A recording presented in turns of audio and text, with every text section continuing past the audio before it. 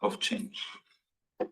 And for that to happen, Everything's fine. No, I'm just. and for that to happen, there is no doubt that it has to be a whole of society. It cannot just be FAO or WFP or Ministry of Agriculture or someone. It has to be a whole of society effort. We need the collaboration with other international organizations, both within and outside the UN system, the private sector, academia, and the civil society as a whole. Creating an environment enabling women and girls to be involved in decision-making roles is essential to achieving efficient, inclusive, resilient, and sustainable agri-food system for better production, better nutrition, better environment, and better life leaving no one behind. At FAO, we also welcome the celebration of the International Year of the Women Farmer in 2026, which spotlights the vital role that women farmers worldwide play in agri-food systems and their contribution to food security, nutrition, and poverty eradication. And this is most needed, I would say. Indeed, as emphasized by the FAO publication on the status of women in agri-food system, 39% of the global agricultural labor force is made up of women.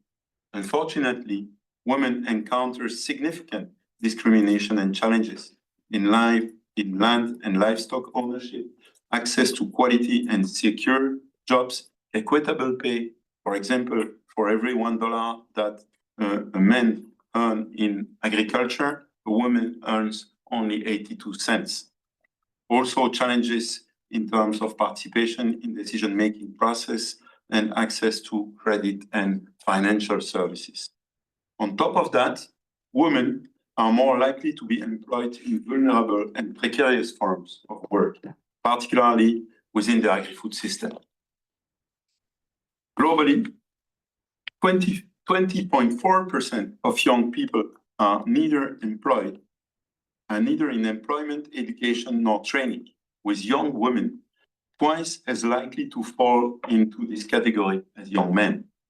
Yet, I think what we need to also keep in mind is that empowering rural women through decent work unlocks their untapped potential and brings significant social and economic benefits for women, their families, communities, rural economy, and I would say the whole society.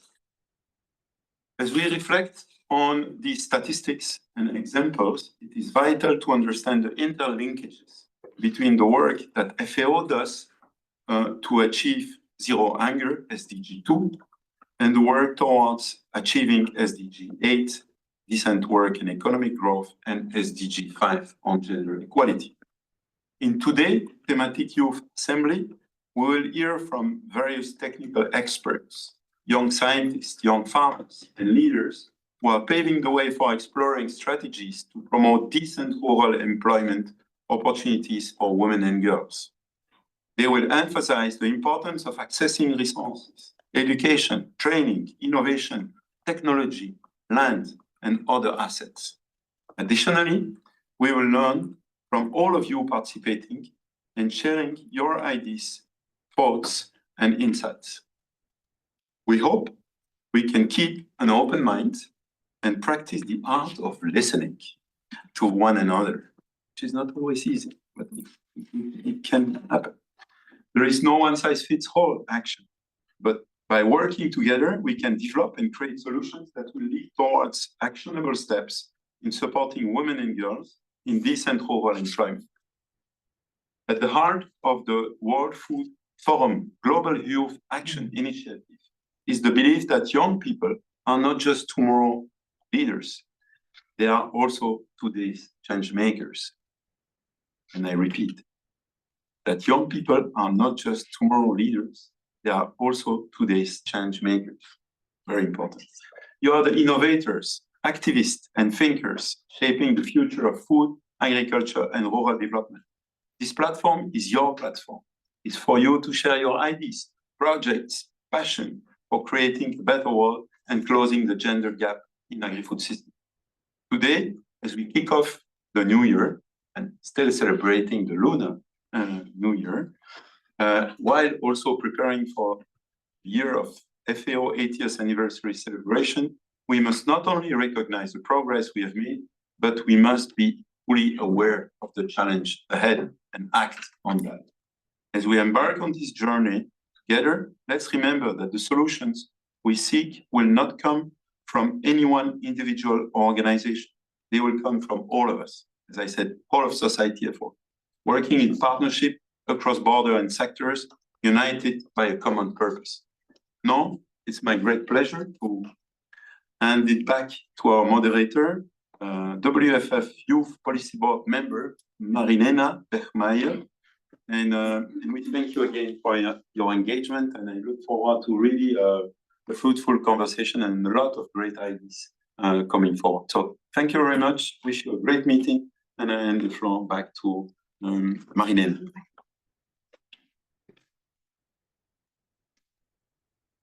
Thank you so much, Dominique, for your words and for setting the stage for this important discussion today. And also a big thanks to Danny for opening the session and to highlight the intersections of youth, gender equity, and sustainable employment. And also, again, a warm welcome from my side to everyone joining us in the room today, and also for the over 180 people joining us online. The number is still growing as we go on. And I have the pleasure today to moderate our panel discussion, where we explore not only challenges, but also the solutions for promoting decent rural employment for women and youth in agri-food systems. And we have an excellent lineup of experts here with us. Let me introduce to you Chiara Couture, who's a professional officer in youth employment and promotion from the ILO, joining us online. Then we have Omnia Riz, sitting next to me here, who is a gender officer at FAO. Then also here in the room with us, we have Celia Bühler from WIPAD, who's the country representative for Switzerland. And last but not least, we also have joining us online, Eric Andrew, who is a young trade leader with WTO. And let's start right with you, Chiara, and dive in. As an expert for youth employment, could you elaborate on the intersectional challenges young women face with respect to youth in general in accessing decent rural employment and agri-food systems and the related ILO priorities? Thank you. The floor is yours. Thank you very much, Marilyn, and really thank you to the WFF team. And I'm very proud to be here today and joining this exciting discussion. As the director said, this is it's very nice to host this discussion in Geneva. Although I'm sorry not to be here physically with you, I'm very happy to join and to kick off the discussion of this interesting panel, colleagues. So indeed, I'm here on behalf of the ILO, the International Labour Organization. I am an expert on youth employment, specifically in rural areas. And also, I mean, I appreciate the question on the main, challenges and contextual factors that are affecting rural employment, specifically for young women. If you would allow me, I have a short video that maybe can help set the scene, also try to bring and complement the intervention made by the director by providing some key figures and statistics on where we are in terms of rural employment. So please let me know if you can, if you have the sound in the room.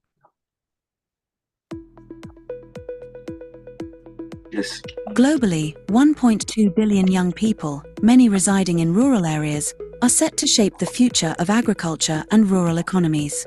Yet, they face significant hurdles in securing decent employment. The ability of rural youth to achieve successful transitions depends on the interrelation of multiple factors at various levels: individual, household, community, and structural level. Their journey towards economic empowerment is further burdened by structural deficiencies in rural areas and the impact of global trends transforming the world of work. Young people are exposed to working poverty in agriculture and rural informality. Many of them are NEETs and lack of voice and awareness about their rights. Despite these obstacles, rural youth are a potent force for innovation and transformation. They can play a catalytic role in the transition to green and digital economies, revitalizing rural economies, and boosting the agri-food sector with new technologies and sustainable practices to feed the growing world's population. Therefore, policy action is needed to address the significant untapped potential of this sizable and growing demographic through decent work, while fostering rural economic sector's competitiveness and the vitality of rural areas and contributing to advancing social justice for all. To harness this untapped potential, a coordinated approach through social dialogue is crucial. This includes strategies that are gender-sensitive as well as rights-based. Effective solutions will put forward pathways for change that combine labor demand and supply-side measures, as well as labor market matching. This involves promoting interventions that will boost the creation of decent jobs for rural youth, as well as those aiming at improving the job quality and supporting labor transitions. The ILO has a long-standing commitment to promote decent work for youth in rural areas. Building on its comparative advantage, ILO leads and coordinates impactful efforts to create employment, ensuring that their rights at work are respected, that they have access to social protection, and that they take part in social dialogue. Projects such as ProAgro Youth, Joy, and Job Agri exemplify how the ILO and its partners effectively implement strategies that secure pathways for a just transition for rural youth, showcasing its capacity to lead and coordinate impactful employment promotion efforts. Given the scale of the challenge, it is key to pursue strong partnerships and collaborations between agencies and relevant stakeholders, such as the Global Initiative on Decent Jobs for Youth and the Global Donor Platform on Rural Development. Join us in elevating the potential of rural youth. Discover more about our initiatives and how you can contribute to boosting decent jobs for rural youth for the sustainable transformation of rural economies. Visit our website and get involved. All right, thank you for your attention. Indeed, the key message here is really untapping the potential of rural youth. I also want to be considerate of the time here and allow other colleagues and panelists to join the discussion. So just quickly, just a recap on key messages that I would like to share with you today for the sake of this discussion, is that even though agriculture remains the primary source of employment in many regions, especially in Africa and Asia and the Pacific, we still have like a growing employment in non-farm sectors that are gaining relevance.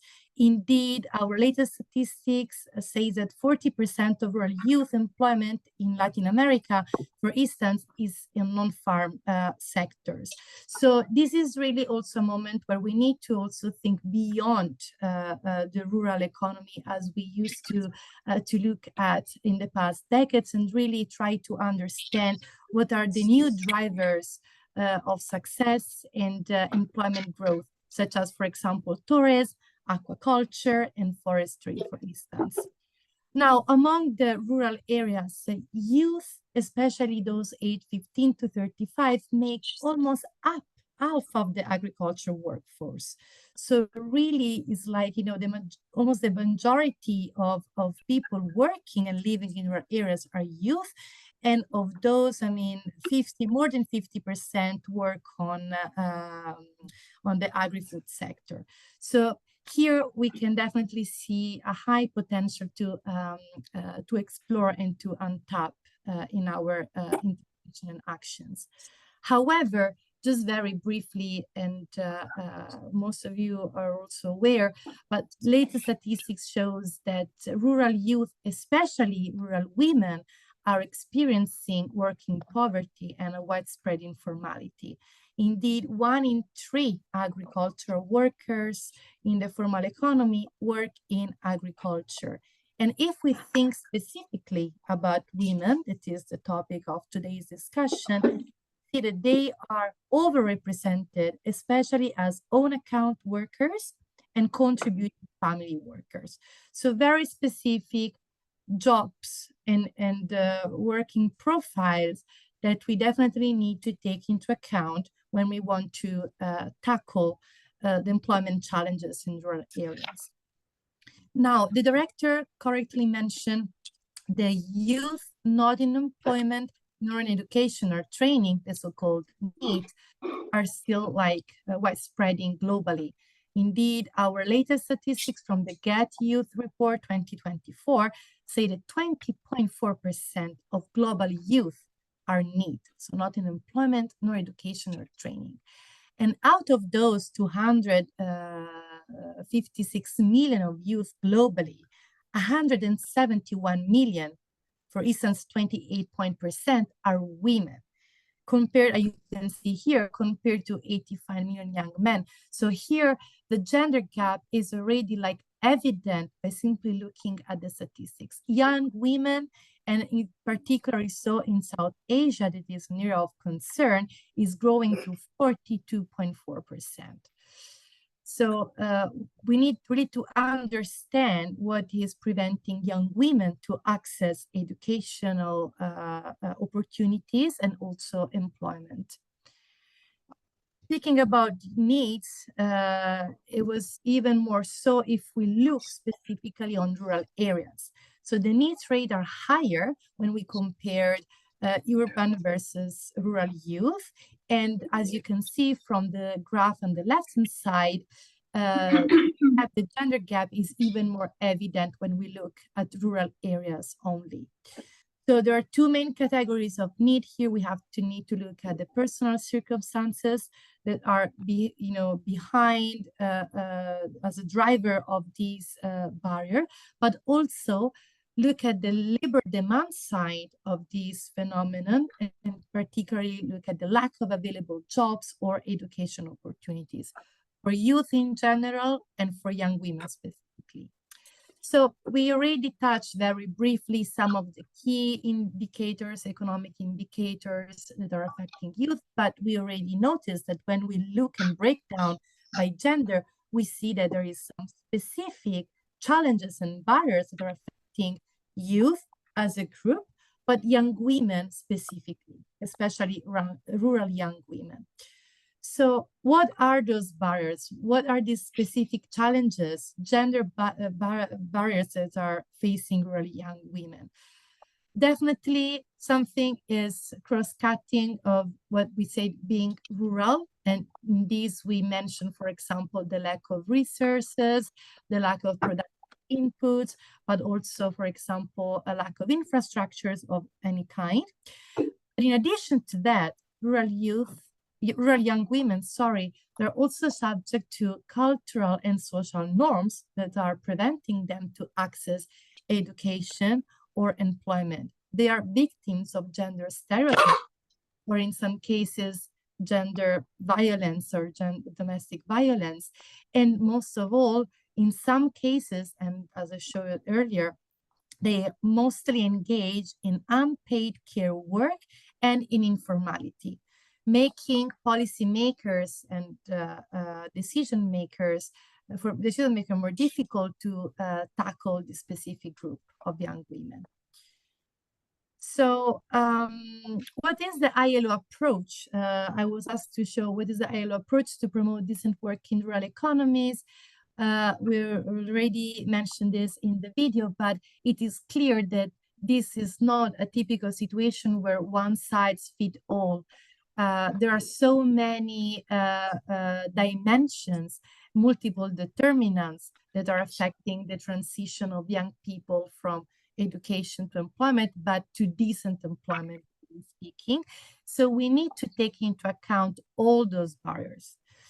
The impact of mega trends, for example, like the climate change, or for example, some other rural context level, like sectoral activities or sectoral growth in agri-food or aquaculture, as I mentioned earlier. So there are many ways where, as organization, as UN, but also as practitioners, we can tackle the problem and make our contribution to untap the potential of rural youth.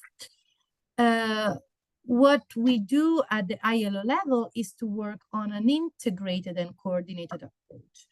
For instance, links the labor supply the labor demand, but also working on the labor transition and intermediation in order to tackle all those barriers and challenges at once in an holistic way.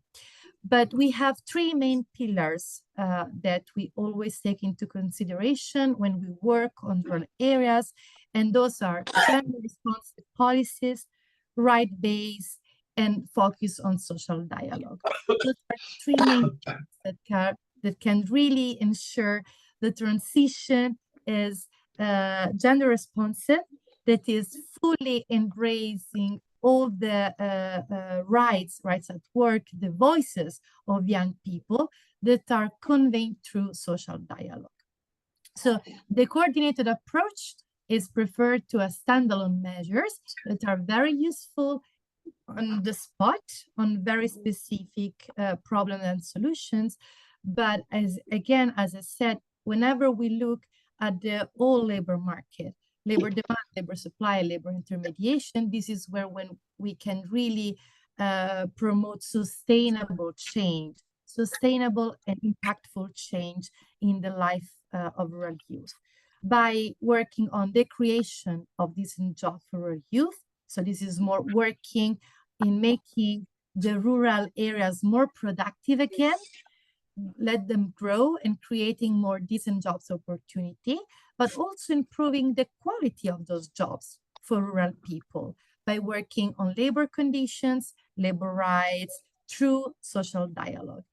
And finally, as I said, supporting the labor transition of rural youth, not just from education to employment, but also from what we call under unemployment to more sustainable and decent employment as they grow old. So here, very briefly, these are some examples on specific activities that we can integrate as part of this broader framework. Definitely, skills development is a key point to empower young women specifically. Working closely with policymakers and institutions to embed on-the-job training measures, for example, but also try to work deeply across knowledge development, capacity building, but also direct support, and finally, as was recalled in the video, partnership and policy coherence. I'm very proud to be here together with FAO and WFF, really to show that by working together, we can do more, and we can do better. If you are eager to learn more about our work, I invite you to join our website. Decent Jobs for Youth is the global initiative, a multi-stakeholder initiative that englobe partners such as FAO, the ILO, and other UN agencies, along with private sectors and government, but also youth organizations. Yeah, I also put here a QR code to download the latest policy brief that we have developed in collaboration with IFAD, the International Fund of Agricultural Development. So thank you for your attention, and the floor is back to the room. Thank you. Thank you so much, Chiara, for setting the scene with your presentation and also showing us the intersectional challenges young women face, and also ILO's priorities in tackling these issues. Chiara already touched on it a bit, but let's shift our focus to the more systemic factors contributing to women's vulnerability in agri-food systems. So over to you, Omnia. Despite women's critical role in agriculture, also the importance of agri-food systems for women's livelihood and the welfare of their families, they often face worse working conditions and marginalization. Can you walk us through the root causes of this challenge? Of course, thank you so much for the question. And let me first start by thanking, of course, the World Forum team for putting this together, and for FAO Leading Office in Geneva for hosting us today. And I think, as you said, Chiara has already set the scene with some of the factors. And Dominique also spoke of it a little bit, where he mentioned that it is true that women, especially rural women, rely heavily on natural resources for their livelihoods. And even beyond their functional roles as food producers, food processors, farmers, and entrepreneurs, they also hold extensive knowledge about the local ecosystem. And in fact, this knowledge is not just important for the immediate well-being of their families, it's also important for us all for the sustainability of the environment. And despite this, they still face a lot of systemic challenges and inequalities. And Dominique spoke also about the limited access to land, to social protection, to services, to innovation and technology. But rural women also face wage disparities in every sector in agriculture. And as stated in the Status of Women in Agriculture System report of 2023, we saw that for every dollar a man makes, women make 82 cents, which is already a reflection of the inequalities that exist in the agriculture system. But Marilena, you asked about the root causes, and the sad reality is that there isn't a single cause. It's basically a web of interconnected factors. But at the heart of that web is actually social norms, which also Chiara mentioned. Social norms affect women and girls, especially in rural areas. They affect their freedom of choice, their freedom of mobility, and they also define what is an acceptable job a woman can make, often confining them to the most vulnerable and the least stable jobs. So as a result, they tend to be more or overrepresented in informal jobs, in the insecure jobs in the agricultural systems.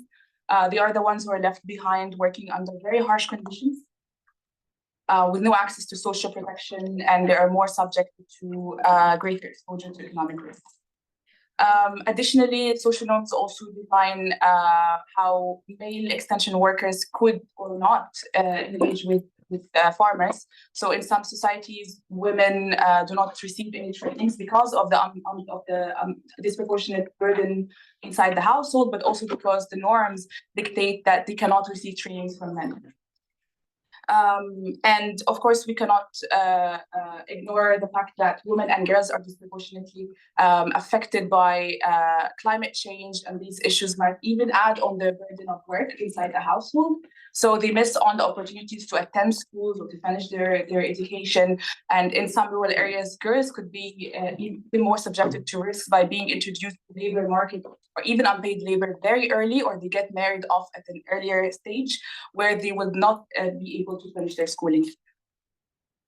Finally, I want to say that discriminatory social norms do not just affect women's ability to access jobs, but they even put them at risks when and if they find job opportunities.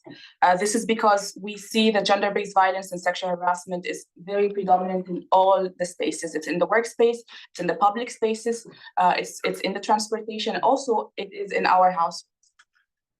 So the studies have also shown that the agriculture settings have high rates of sexual harassment, and this is because agriculture activities take place in the isolated areas, where women do not have access to legal protection or GBV services, and might even fear social stigma, which is again defined by social norms. And especially when we're talking about the non-standard working conditions. So here we're talking about ones who are working in informal jobs or seasonal works. This is an excellent environment, an ideal environment for the predator to carry out sexual harassment or abusing women, and especially the younger ones, knowing that they will fear reporting the incident because they are not covered by protection, and because they will fear that stigma that we talked about, and also because they have no other options. So if they fear, if they actually lose that job, they will not be able to find another. So I hope I answered your question. Yeah, thank you so much for this analysis. It's definitely important to have the root cause of the jealousy in mind when addressing and trying to change something. And you mentioned innovation and technology. So how do you think can these approaches empower rural women in agricultural systems and improve their working conditions? And how can these be scaled up? Thank you so much. So far, a growing body of evidence proves that innovation and technology can help women so much by improving their market access, their access to information, access to training opportunities, and also boosting their productivity. However, we have to start from a recognition that innovation and technology are not gender neutral. They tend to mirror the same power dynamics that exist within the institutions that come up with such solutions. So if we are working in a research center that is male-dominated, more often than not, women come up with a solution that only works for men or the ones that we know about.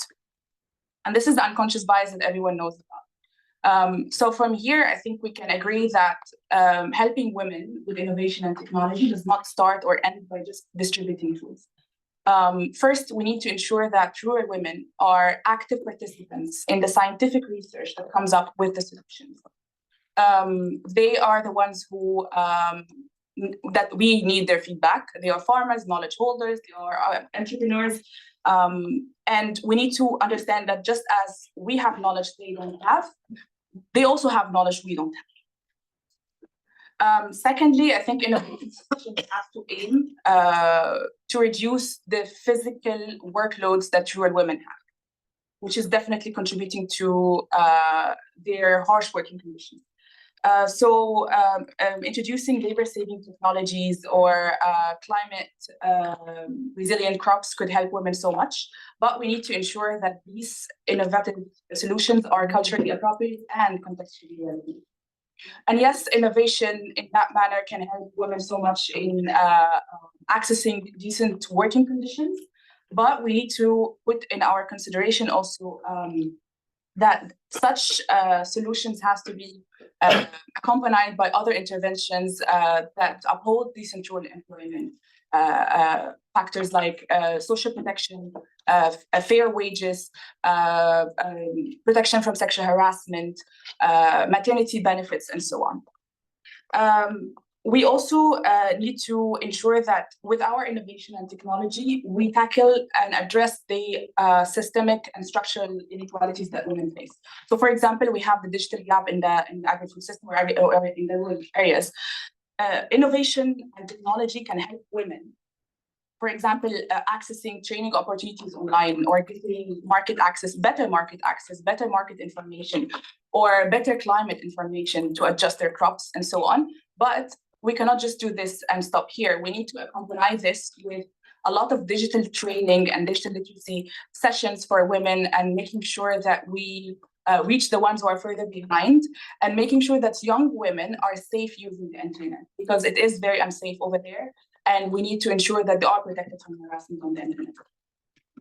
Now, lastly, I want to say that innovation isn't limited to digital or mechanical solutions. I think we all know that innovation could mean that we do things differently.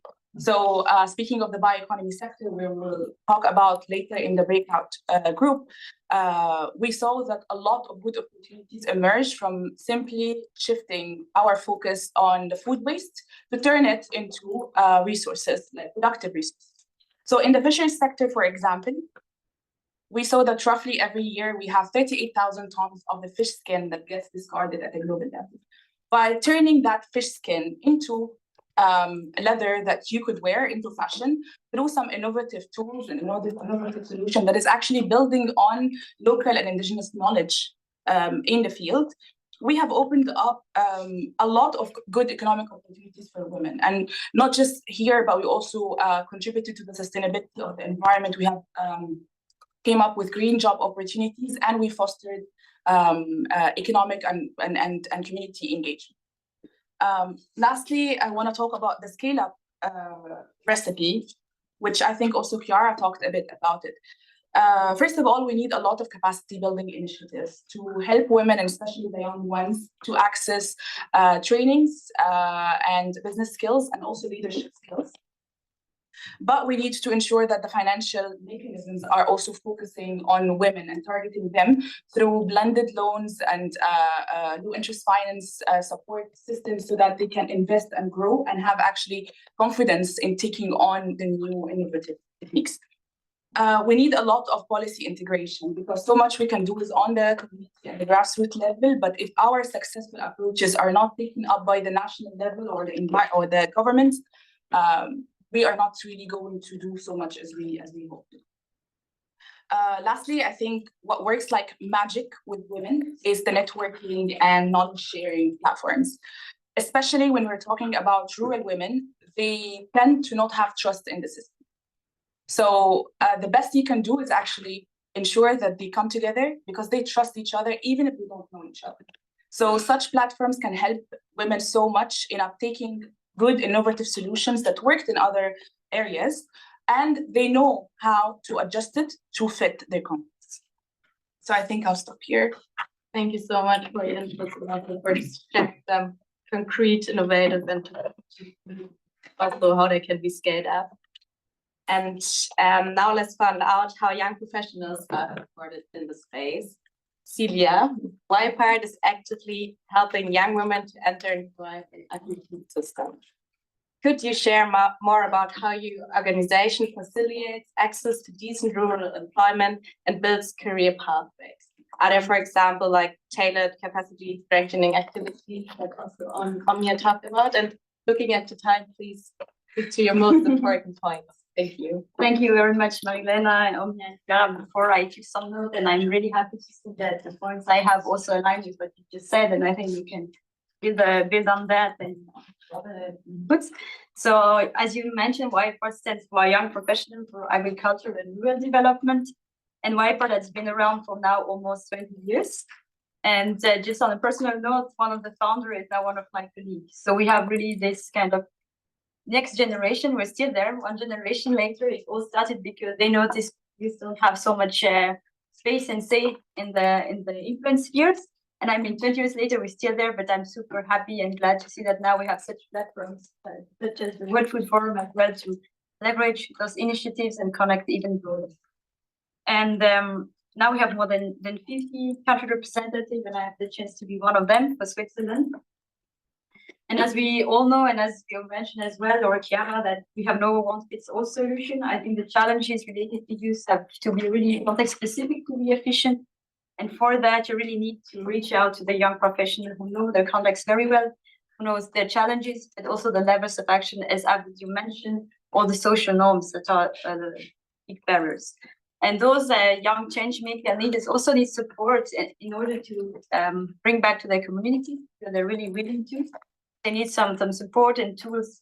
And this network you mentioned, this network that is giving us so much energy and confidence in stepping for others. So at YPART, we have those 3 pillars that are advocacy, capacity building, and networking. And so as a network, as I've mentioned, we provide tools to our country representatives. But here I would also like to highlight a few examples from my colleagues. So one from Jenny Seching in Kenya. She's really a strong female leader. And last December, for example, they set up a community cafe where they invited female farmers to come and to present actually their products and what they do. And at the same time, they invited female experts on the question of social justice, gender equality, violence. And she said it was so empowering to see that actually the female farmers or rural women, they were so happy also to once have access to the experts, to sit with them at the table, that you can actually translate those big issues that we're talking now at this table in more understandable and digestible terms. Because they need also to relate to this in a different forms. And I think that's where the fact that meeting and being together in presence can make such a difference. So such initiative, as YPART Kenya put into this, really had a big impact, as well as connecting women who have gained experience and are now established with other women who need women support. And again, I think it relates very well with what you've said. It's something that YPART Kenya has been doing. But we talk a lot about women and female leaders, but we also need the men in this journey. And I think there we can bring in Eden from the Democratic Republic of Congo, where YPART is actually implementing a project funded by the Urgent Action Fund and AFP, where they really focus on educational training for young women. And they started by asking them, what do you need? What would you like to learn? And co-design really the project and the approach. And he told me that one of these is important to address really what they need, but also to then better approach the men in the community so that it's really a journey together and that we can effectively address the various social norms. Thank you so much for sharing the insights of the amazing work YPART is doing and also for stressing the role of men in the sky, which is, I think, also really important. And to give our audience maybe some more also practical steps they can take out of this discussion. What role can youth play in advocating for decent rural employment for women and girls? Could you share some more good practices from the advocacy journey of YPART? Yes, sure. So I think the first role I see, and for me, it's also that youth can really keep things to the ground, keep things concrete, because I think as young people, we are always quite strongly linked to our own community, and we can really report back from things we are concerned by or are close relatives or council by. So I think keeping things concrete to the ground and really, if we take the network of WIPOD, but also the work the forum in overall, we like an octopus a bit, and we have arms here and there, and then we can really quickly reach out to someone to get specific inputs and bring it upwards. But I think it's not only the advocacy to bring consent from the community to the power circles in a way, it's also making things from above understandable in the communities. So it really is both directions. And I think their use can really work as translators, both from on the ground practical concerns, but also from higher level concept. And sometimes there, I think we have to learn navigating those spaces. Sometimes we have to kick doors, and sometimes we have to build bridges. And I think, like, if I take the example again of Janice, she really had to fight to get a seat at the table of the technical council of the Kisomo County, because they're developing a new policy on food systems. And now she's at the table, and she can really contribute. And on my side in Switzerland, it's maybe different. I think if I would come in and kick doors, I would not really be on the scene. So I maybe have to move a bit differently, but I also had to learn this. And I think my role in Switzerland is maybe more to connect the dots, for example, because we have a lot going on for young people in agri-food systems, rural areas. But then maybe I've just seen this last October that I have colleagues in this room I've never had before going to the World Food Forum, and we're all from Switzerland, and we all work on different topics, whether it's the UN, the academia, or young farmers. So here I see the role of youth by connecting the dots at our level, and then maybe bring in our more established colleagues. And so I was very pleased to hear Dominique Bergeron saying that we need to practice the art of listening, because I think it goes in both ways. And I'm very happy to have the seniors also listening to us, because I think in the whole journey we need allies, and whether it's men or between the generation, youth can really bring in this kind of fresh new perspective, sometimes shake the tree, and sometimes learn how to navigate the established system. Thank you so much. That's very inspiring and awesome. Yeah, stressing again the importance of intergenerational conversations and working together. I really like the image of advocacy as an octopus that will stay in my head. And now let's zoom out to a more global perspective. Over to you, Eric, joining us online. Trade policies are crucial, play a crucial role in shaping employment opportunities.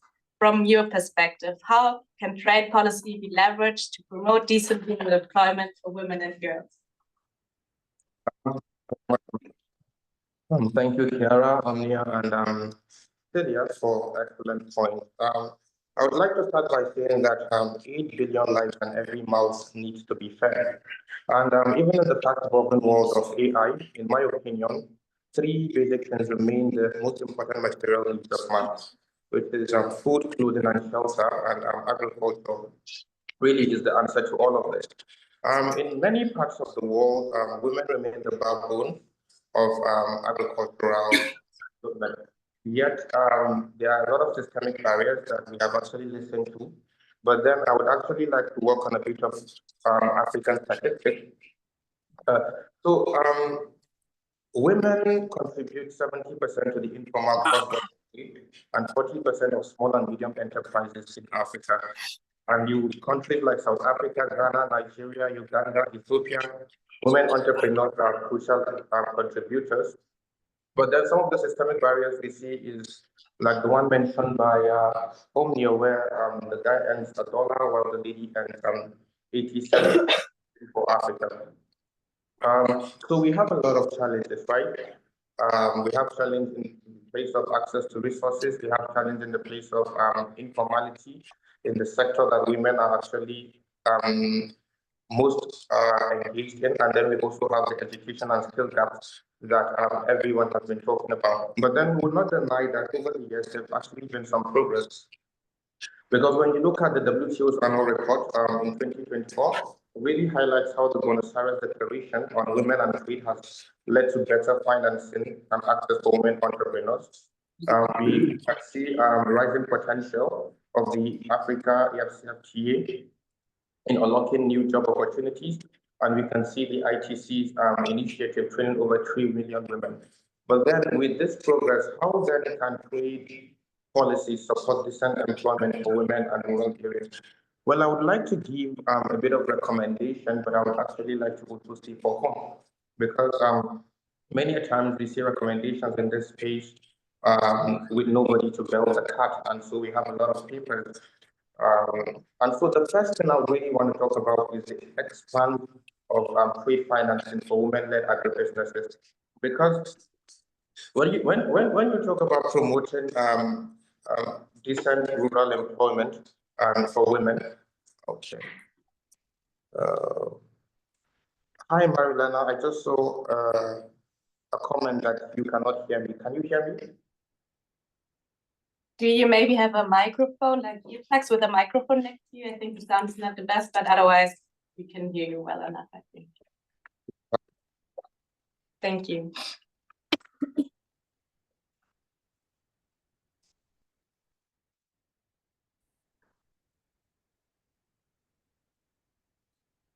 Is it better now? Can you say something? Hello, can you hear me? It's worse. Actually, it's better without the earplugs, but thank you. We can understand you. Oh.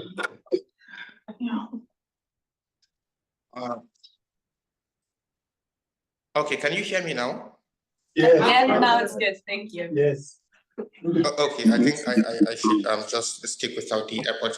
And so one of the things I want to talk about is the expand of trade financing for women-led agribusinesses, because the entire value chain from production to consumption, trade, it's actually trade dependent. And so if we really want to see more women engaged in trade and more women more employed in the agri sector, the access to finance cannot be overemphasized.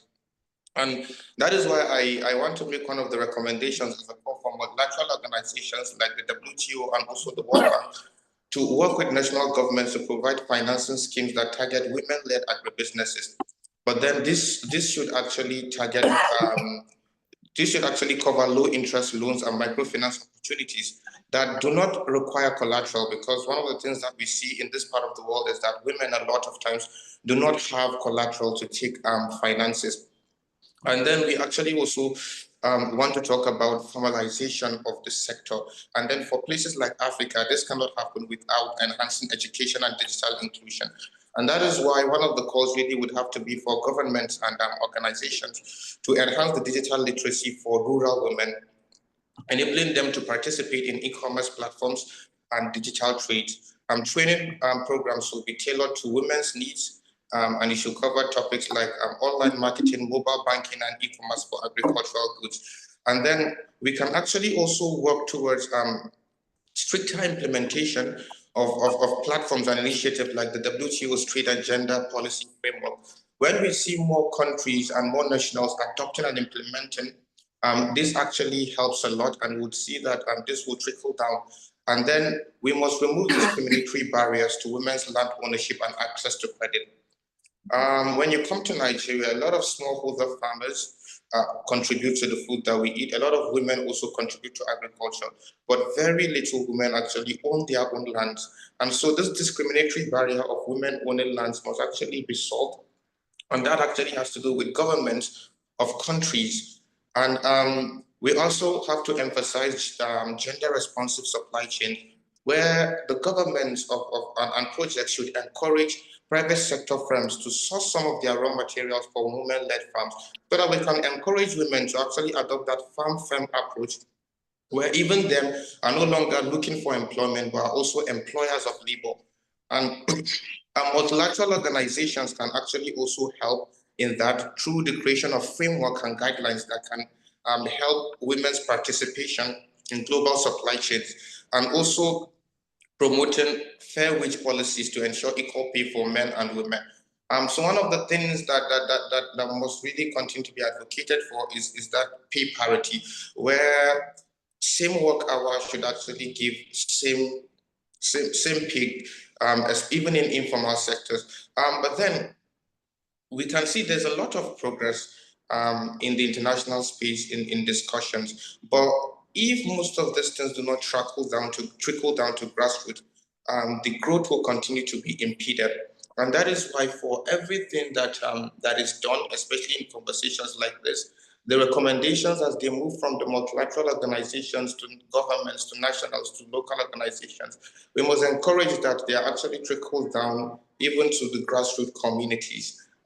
So that these things and these recommendations can be implemented and women can actually have access and solve some of the systemic barriers that actually stop their access. So in a nutshell, really, it is production that enhances trade and enables trade. But without production, there is no trade. And so if women cannot produce, they cannot trade. And all of the factors that supports women to produce must be there if we want women to trade. So accessibility should actually be one of the key things that we look at.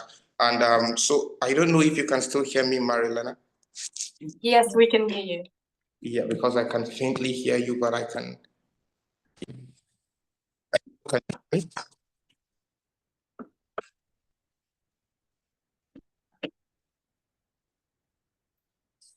Can you hear us? Okay, Now we can't.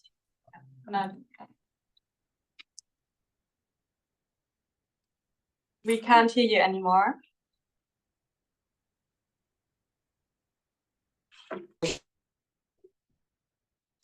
Now you're muted. Yeah. Hello, can you hear me? Yes, now we can hear you again. Okay, all right, awesome. Those are some of the points I would like to mention for now on how we can promote decent employment for rural women and for. Thank you so much. And to wrap up the session, can you maybe state 2 short points on how you can effectively advocate for education and skills development and trade to promote access to decent jobs and agri-food systems for women and girls? Oh, okay. Thank you for that. So first of all, I would really want to make this snappy. We've seen growth in terms of youth involvement in international deliberations, and now the youth have a seat at the table.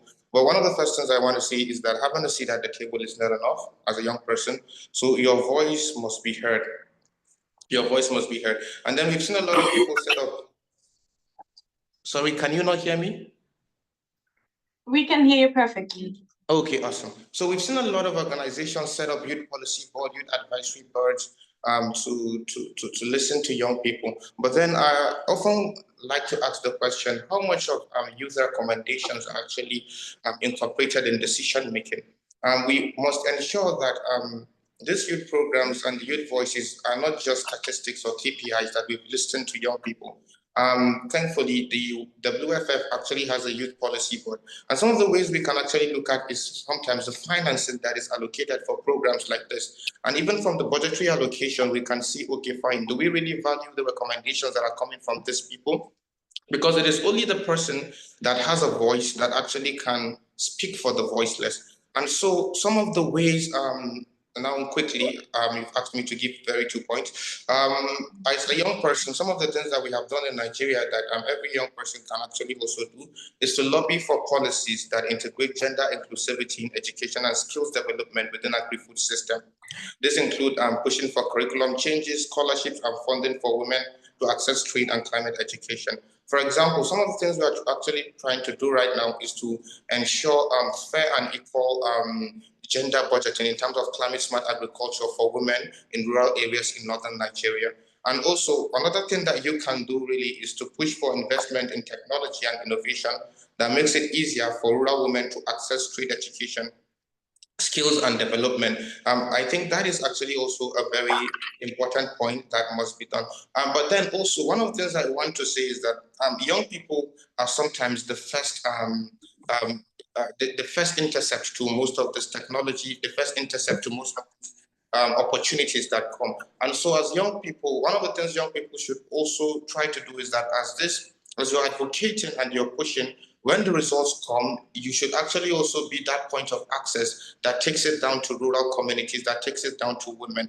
Because if it exists at that stage, but it has not actually gotten to them, there is still a gap. And that is one of the big issues we are facing in the agri sector, where it exists there, but it hasn't actually gotten there.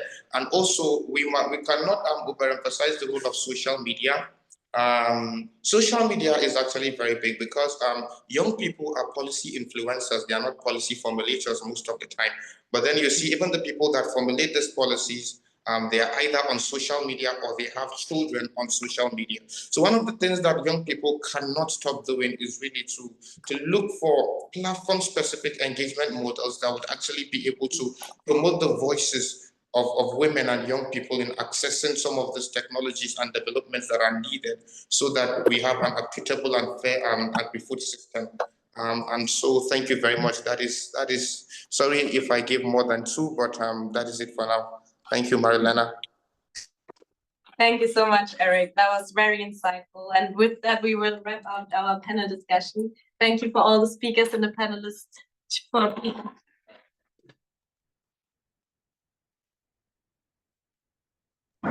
And luckily, we will get to hear more from our experts in the next session.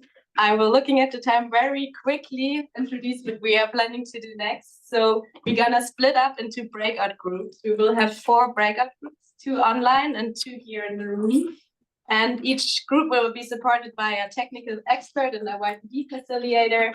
And we have different topics to discuss in the group. And the objective of this group is to prepare around 4 to 6 use statements that are specific to the topic of each group.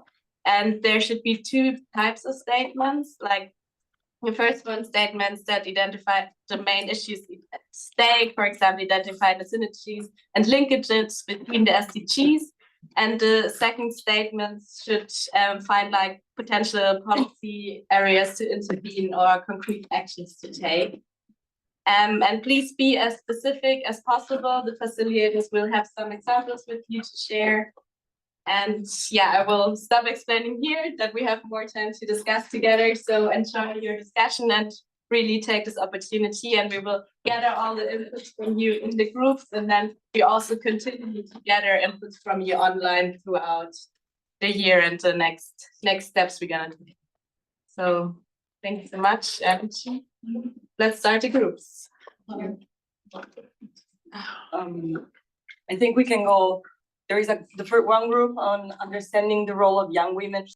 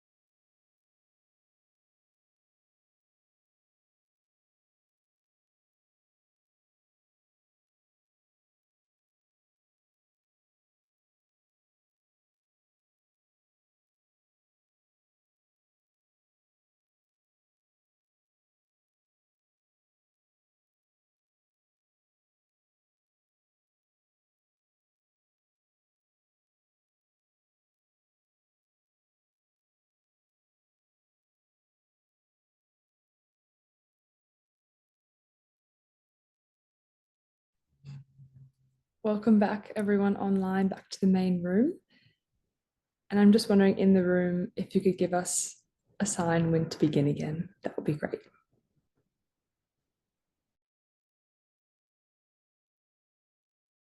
Thank you, Kevin. We can hear you. We'll be back online in 2 minutes. Remarks. We'll start with the online groups. Kayla, if you'd like to call on the 3 online groups for their remarks. They're very brief remarks, and then we'll do the 2 in person. Thank you. Thank you, David. So welcome back to everyone online, and thank you so much for your contributions in the breakout sessions. I'll now ask each of the online facilitators to please provide a short summary of their discussions and key findings. Would anyone like to volunteer to go first online?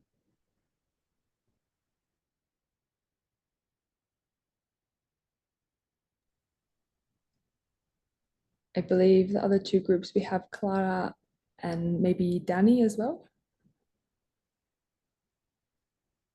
Hi, so I can start. Danny has to leave, so in our breakout group, we discussed a lot about how important it is the policy discussion and the leadership opportunities for rural women, how important, of course, is the education and training, and how in this type of initiatives we should be able to give them a voice. And then just to wrap up very quickly, encourage women to work together and support continuity in government programs was very important and was also very discussed. We also have had a lot of people giving us some strategies and some success stories that they had in their own communities. And I think that was it. It was a bit short, but we discussed a lot and it was very nice. Thank you, Michaela. Thank you, Clara. Is there any other group online that would like to share a short summary? I think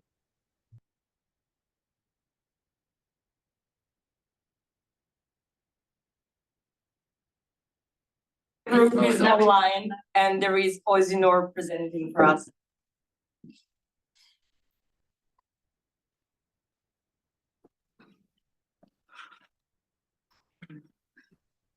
I think online we didn't quite catch that. If you could repeat who was presenting. Yep, Ozinor is presenting. Ozinor. Ozinor, can you hear us? Would you like to present your breakout group? Otherwise, Ravi can hear it. Otherwise, if you can't hear it, Ravi, can you present the outcomes? Okay, thank you, Marlena. So in our breakout room, sorry, let me open. Sure. So we discussed about the main issue of challenges of the women. So we got the statement like a main issue of unemployment within women in rural areas or from a rural background in different forms like societal pressure, patriarchal norms, especially for the youth, the stereotype that women have to keep the family together and have no time for business outside of the contribute largely to why so many government bodies or initiatives overlook this issue and have little to no regard for education and training among young women. This including the already isolated culture of rural areas where internet connection and financial aid is sparse. Further worsens the issue of women's rural unemployment. Societal norms carry the belief that people from these underdeveloped environments, such as immigrants, gain low quality education and have no relevant skills in today's market, which lessen the opportunity of unemployment for these individuals. Especially the young women face unique issues in an intersectional way, including the status of widowhood resulting from child or early marriages. Being widow is a challenge to get access to decent rural employment as they are burdened with harmful societal and cultural practices as they are perceived as impure. Since there are child marriages, there will be also the child widows. That is to say the girls are even more excluded from all area of societal, including decent rural employments. And other view we got that varying status of immigration are also variable to take into account and limit women and girls to participate in the formal agricultural economy and job market. If an irregular immigration status is already a challenge for us, it's disproportionately affect the women as face they intersect various discrimination. So we got a lot of views, lots of thoughts on our breakout room, and it was really insightful for us. And thank you everyone who contributed with their thoughts with that. And that's all, Marilena. Thank you so much, Rav. And I'll now pass to in the room, Marlena, if you would like to start. Yes, thank you so much, Michaela. So the first group here in person, understanding the role of young women's education and accessing decent jobs. Who would like to present here? There's different people presenting. Yeah. Maybe I can start and then you do like that was the other group. Sorry. Yeah. Okay, I hope you can hear me well. So we looked at education and training for women and girls in decent rural employment. We had a wonderful conversation. The first looking at the challenges. So we found that if we're to address economic empowerment for women, we have to look at all of the different areas for access, be that financial, to materials, to resources, geographical, or structural issues within the education system. It's also important to account for cultural biases and local realities. In terms of actions to be taken, we'll keep it brief because, as we know, this is only the start of a very long process.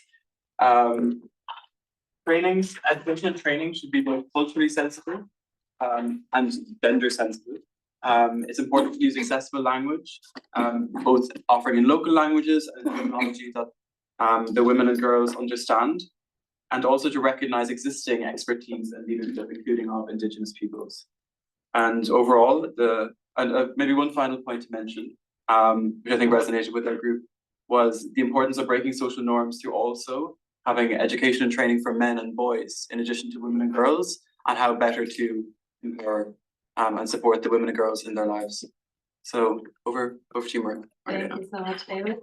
And now the last group, our group, the one on empowering women and girls through innovation, the opportunities of bioeconomy. Sure. So this is the start of the process. And then we will keep working on this, but we listed a few challenges, mainly two. So notably accessibility challenges linked to justice, and then climate justice. I'll be talking about accessibility challenges. So throughout our discussions, we noticed that there's a lot of barriers to justice, especially for women, but not only.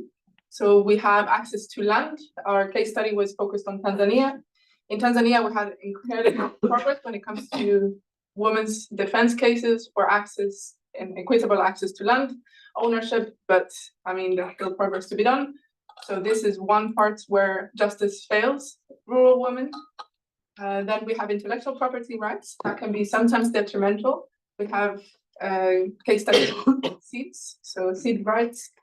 It can be a monopoly from specific firms and big corporations, thus not allowing rural people and especially rural women to continue their activities on the ground. Labor rights as well sometimes fail. People who are working directly on their own small productions. So this is something that needs to also be taken into account. And also we talked about ownership monopolies, unequal bargaining power, unequal knowledge access, and unequal access to local and national, but also international policymakers, and the capacity of influencing those. It links to education, but not only, links also to bargaining, collective bargaining power, and being taken into account again due to social norms. So this is one of the challenges, and then someone will talk about climate justice. Yes, so we also in the course of our conversation acknowledge that women are disproportionately impacted by climate change, and then, obviously amongst women, rural women, women working in the agricultural sector are disproportionately impacted, both in terms of physical safety and in terms of vulnerability of the agricultural industry to be impacted by climate change.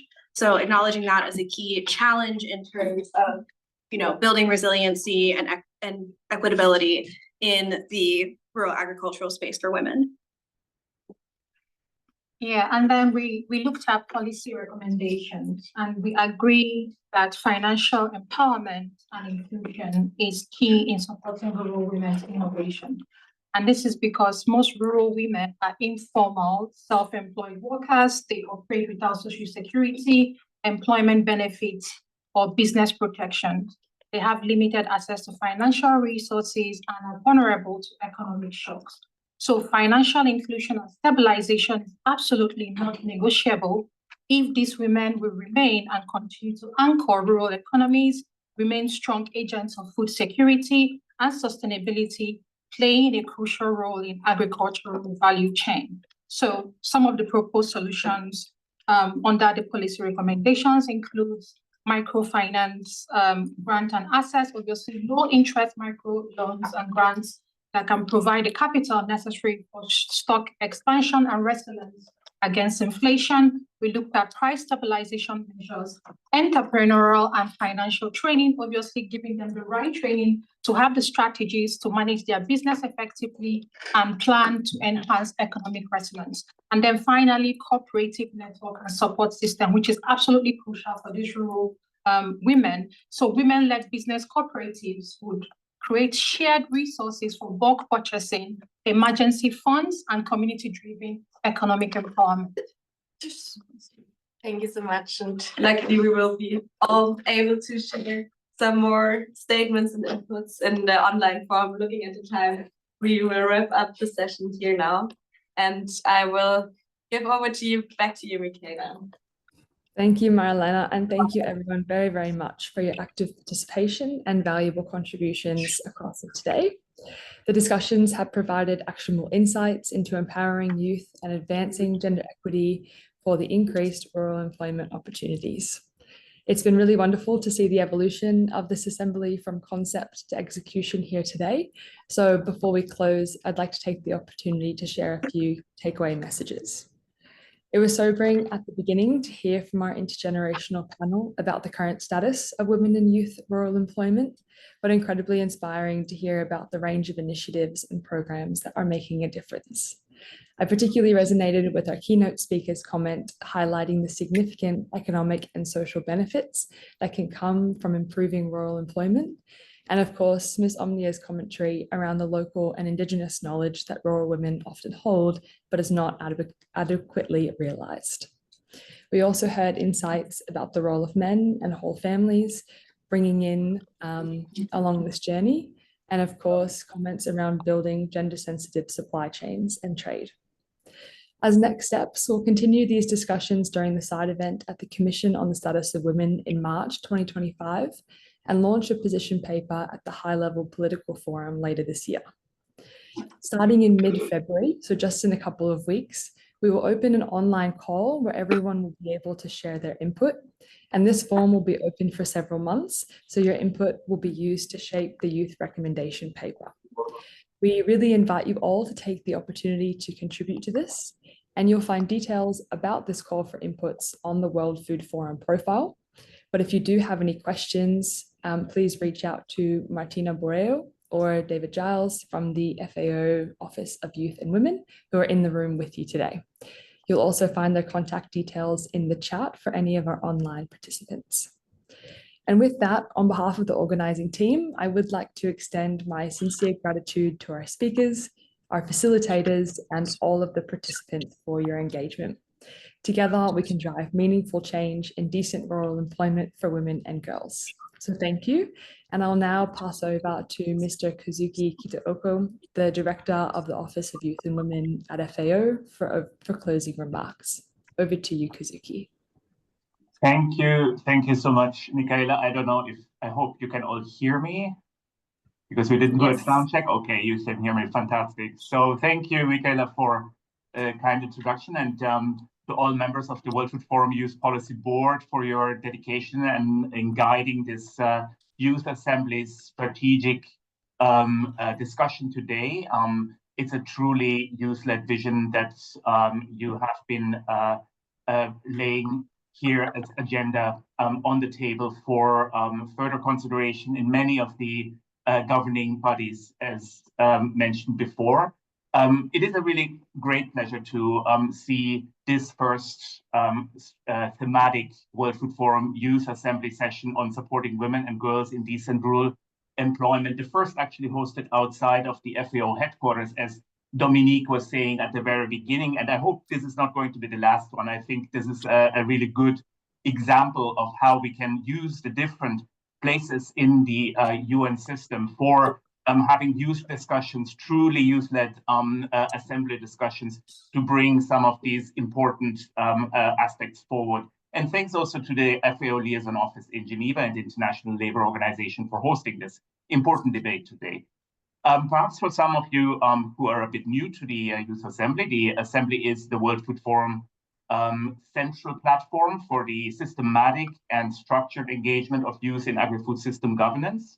It is truly unique, actually, in the UN system. And as you can see, it is entirely youth-led, as a space for you, for young people from around the world, young representatives from around the world, to voice your perspectives and priorities, influencing increasingly intergovernmental processes. And of course, we stand ready here to help bringing your voices to the intergovernmental processes, but the platform is entirely in your hands, in the hand of young people.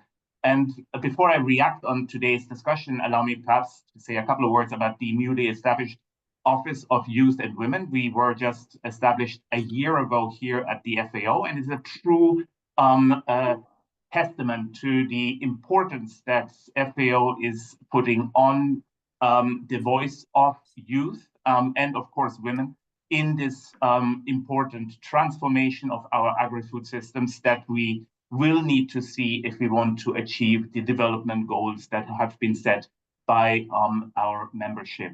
And I have the honor to lead this office since the beginning of this year. So all of that is actually very, very new. The Office of Youth and Women, perhaps also to clarify, is leading FAO's work on advocating for youth and women and ensuring that they act as conduits both internally in FAO as well, supporting women and youth career enrichment for our employees. But perhaps more importantly, and that is where you come into play, externally by gathering novel ideas, approaches, policy priorities from youth and women on agri-food system transformation, including through the types of platforms like the World Food Forum's Global Youth Action Initiative and this important assembly, and through the Youth Policy Board. And this office is for you and at your service to support you in this important mission.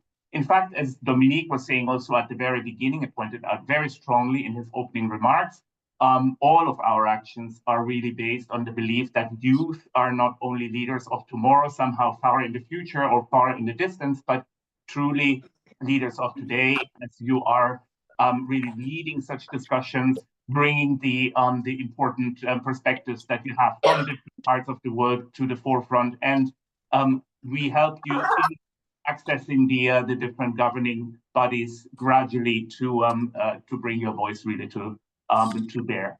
And we also are strong about the issue that youth are not just seen as beneficiaries. So we really don't want to talk about youth, but most importantly, with youth, and hope to increase the understanding amongst the membership that youth is a crucial provider of scalable solutions, that there are real policy solutions that can shape the future for our agri-food systems.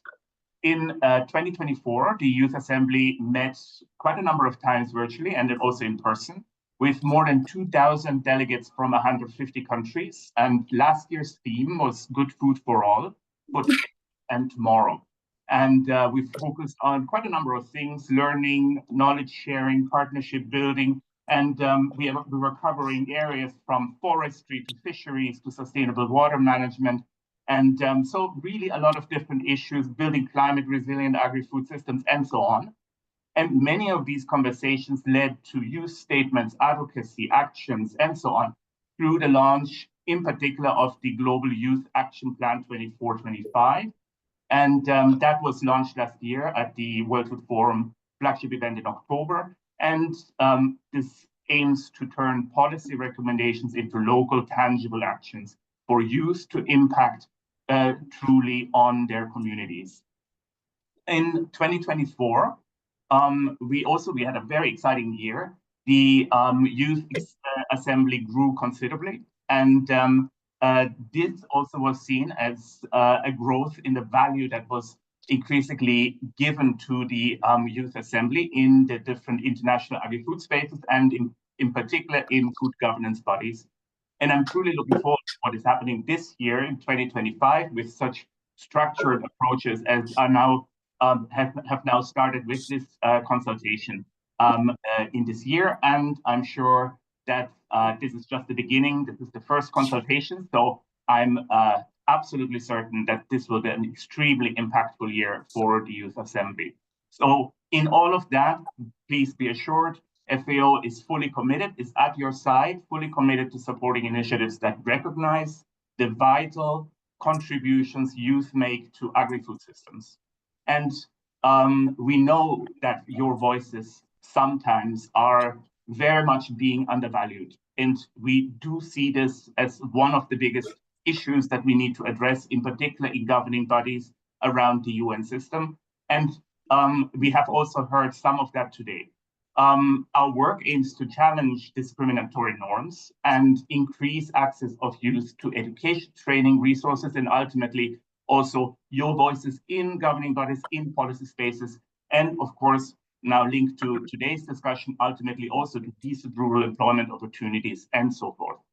In fact, there are currently 600 million young people residing in rural areas of developing countries, just to give you a bit also of the magnitude of what you are actually talking about in this assembly. And these 600 million young people represent about half of the global youth population aged between 15 and 25. And we have heard that today as well from the youth representative from the WTO. These young people are some of the most financially excluded and underserved segments of rural populations. So you have really chosen an extremely important topic here with this first assembly. And the vulnerability aspects that specifically characterize rural youth tend to intersect with a range of broader macroeconomic trends that are increasingly affecting rural areas in developing countries. And of course, they are activated by rising impacts from climate change to the rapid advances of agricultural technology and so on and so forth, just to mention a few. This situation is even worse, as you have been discussing today, for young rural women who, and that's the World Bank data shows us, tend to be one of the most marginalized categories of actors in rural areas. So this is really a topic that you have been choosing, that you have been bringing to this forefront, and that we are now bringing to this to the different fora that is so central, so important, of such a magnitude in the world. And in fact, this is not only a barrier to individual progress of the individual person, but it holds back entire communities. It holds back, in fact, entire economies. So really an important topic that we have been listening to today. And we therefore must be determined to adequately address the specific needs of young women in particular, as emphasized by today's discussion. It's also crucial to adopt intersectional approaches, as we have also heard. This really helps us to better understand and address the unique opportunities and challenges that young women in particular face within the agri-food systems. I'm therefore pleased to see that you have chosen such intersectional approach, looking at SDG 2, Zero Hunger, SDG 5, Gender Equality, and SDG 8, Decent Work and Economic Growth, within the broader 2030 SDG agenda. I look forward on the basis of this to hear your calls to action and the continuation of this conversation. As you have seen at the beginning of this session, this consultation will continue, and Michele has just shown you also the entire stream of different sessions that are ahead of us. including at the 69th session of the Commission on the Status of Women in March, the ECOSOC Youth Forum as well. Let's not forget about that. That's happening in April, and the High-Level Political Forum and so on, as well as, of course, also the World Food Forum in October. This year-long conversation also ties into the International Year of the Woman Farmer, which is going to happen next year in 2026. This is an international year of the General Assembly that is being implemented by FAO and partners throughout the year. And this conversation is going to be absolutely detrimental for this international year. And it is for sure also a further opportunity to recognize the crucial role of young women in ensuring food security, and of course for promoting the empowerment of women and girls in agriculture in general. So based on all of that, I invite you all to join us on this journey from Geneva today to New York, to Rome and beyond. And we will be, of course, at your side, committed to amplifying your voices, the youth voices, the voices of this important assembly in promoting youth-led solutions.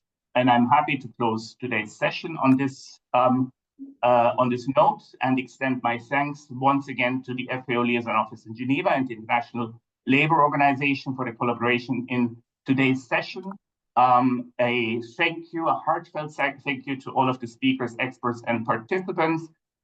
Your contribution has made this event today really a true success, and I look forward to continuing our efforts and building the important discussions we have had today. Have a pleasant day, have a pleasant morning, have a pleasant evening, and a nice weekend. And I encourage you to engage with the Global Youth Action Initiative of the World Food Forum, in particular, of course, the Youth Assembly on the way forward.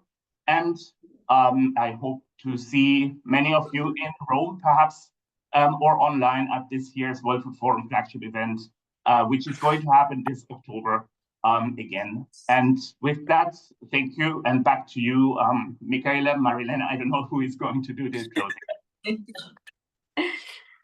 Thank you so much, Kazuki. And I think there's nothing to add to those closing remarks. Thank you all for being here. Please stay engaged with us. And yeah, thank you for your participation.